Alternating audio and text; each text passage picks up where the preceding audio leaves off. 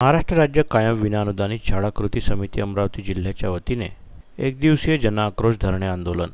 शासन निर्णय 14 ऑक्टोबर 2024 नुसार राज्यातील सर्व अंशतः अनुदानित प्राथमिक माध्यमिक व उच्च माध्यमिक शाळांना वर्ग आणि तुकड्यांना वाढीव टप्पा देण्याच्या निर्णयाची अंमलबजावणी न झाल्याने बुधवार दिनांक 26 मार्च रोजी कृती समिती आणि समन्वयक संघाच्या वतीने एक दिवसीय धरणे आंदोलन अमरावती जिल्हाधिकारी कार्यालय परिसरात करण्यात आलं।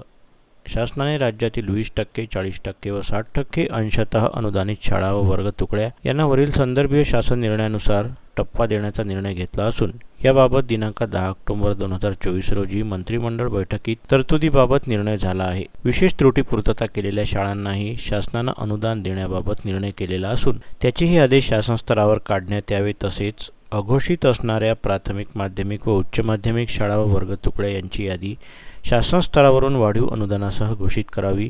तरी शासनाने अर्थसंकल्पीय अधिवेशनात यास मंजुरी देऊन राज्यातील सर्व शाळा व वर्ग तुकड्यांना पुढील वाढीव टप्पा अनुदान देण्याबाबत कारवाई व्हावी। तसेच 14 ऑक्टोबर 2024च्या निर्णयानुसार कारवाई करण्याचे आदेश संबंधित अधिकारी यांना देण्यात यावे। या संदर्भात महाराष्ट्र राज्य विनाअनुदानित शाळा कृती समितीच्या वतीने आवाहन करण्यात आले।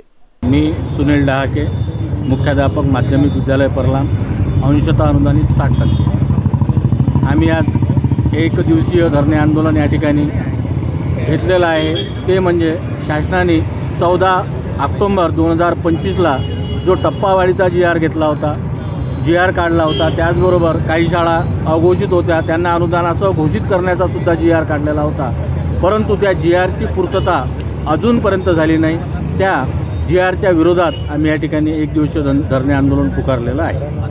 सर, तुमच्या मागण्या पूर्ण झाल्या नाही? आमच्या जर मागण्या पूर्ण झाल्या नाही तर याही पेक्षा तीव्र आंदोलन आम्ही करू असं संघटनेच्या वतीने ठरवलं।